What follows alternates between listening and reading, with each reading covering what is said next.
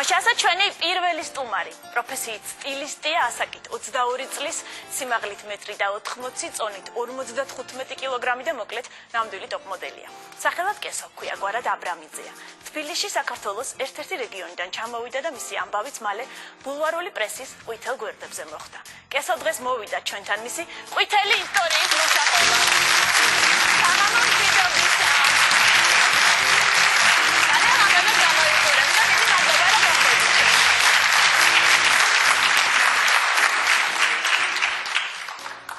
ძალიან ხშირად იბეჭდება ხოლმე სტატიები შენ შესახებ.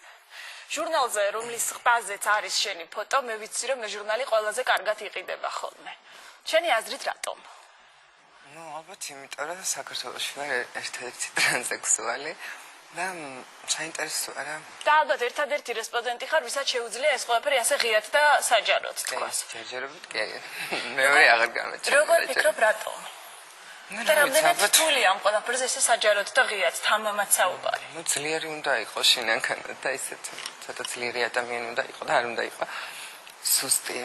ძალიან ხშირად იბეჭდება ხოლმე სტატიები შენს შესახებ. თუ შეგიძლია რომ გვიამბო შენი ისტორია. ჩემი ისტორია ვართ ჩვეულებრივი ადამიანი, კესო. ვარ პროფესიით სტილისტი. თუმცა ხარ მოდელიც, ხო? ვარ მოდელი. და რამდენად წარმატებული სამოდელო კარიერა გაქვს? რავი, ნორმალური მეგონია, მაგრამ ხალხისთვის რაღაც ისეთი ვარ მაინც. რაღაცა. ჩინური, რაღაც გაურკვეველი. ყველასთვის არა, მაგრამ რაღაც ნაწილისთვის მაინც რაღაც მიუღებელი და გაურკვეველი ვარ. მაგრამ დიდად მაინც არ მაინტერესა.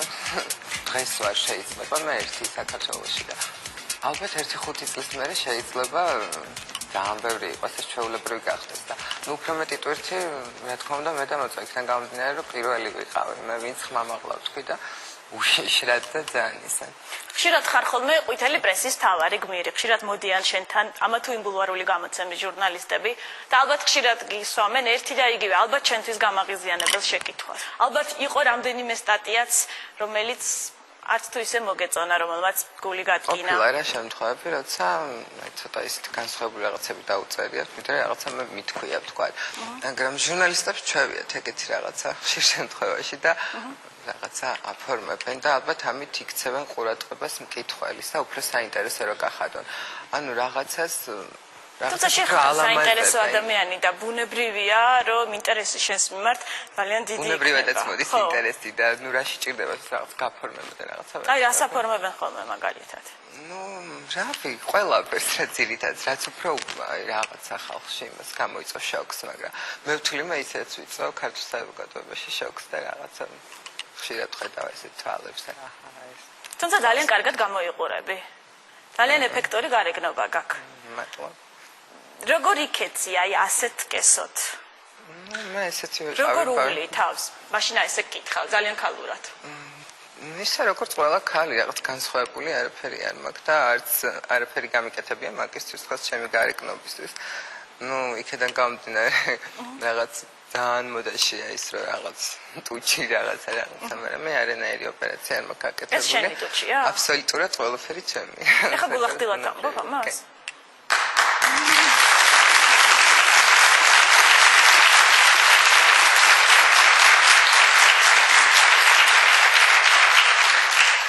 ბუნებრივია, როცა ჩდები საზოგადოებაში, განსაკუთრებით ალბათ მამაკაცების მხრიდან იმსახურებ ხოლმე ყურადღებას.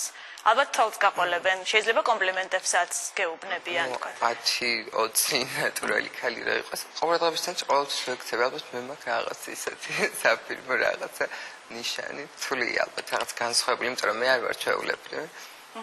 როგორია ხოლმე შეყარებული კესო? თუ კი გიყვარს, ესე იგი ვიღაცა აი უკვე ესეთი ამბენიერი უნდა იყო აუცილებლად თორე რაღაცა ისეთი მოწყენილი და ისეთი მე მგონი არავის არ უნდა და ყვარებია ოდესმე როგორი უნდა იყოს მამაკაცი რომელიც მოგხიბლავს კარგი აღმეკობის ესეთი ლამაზი და რაღაცა ესეთი ჟელეთი დაყენებული თმით და რაღაცა ესეთი ჩოლკით და რაღაცა ესეთი უზგლიადით არ მომწონს მამაკაცს ცოტა კი არა კარგად მამაკაცური უნდა იყოს და მართლა მამაკაცი უნდა იყოს ალბათ.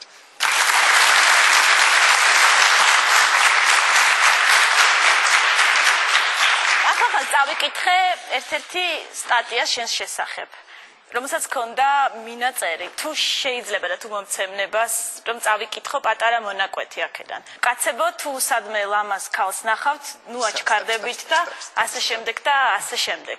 მე მინდა კითხო შენი რეაქციის შესახებ, როდესაც გადაშალე გაზეთი და ეს ყველაფერი წაიკითხე. რა თქმა უნდა, არ მესიამონა. იმიტომ რომ, რა ვიცი, ცოტა ისეთი, გაფრთხილება საზოგადოების მიმართ. და რაღაც მომენტში შეიძლება ეს აგრესიაც გამოიწვიოს ხალხში, მაგ სათაურმა. და შენ გიგრძნია აგრესია საზოგადოების მხრიდან? არა, ნაკლებად, ძალიან ნაკლებად. უფრო გაოცება, უფრო რაღაცა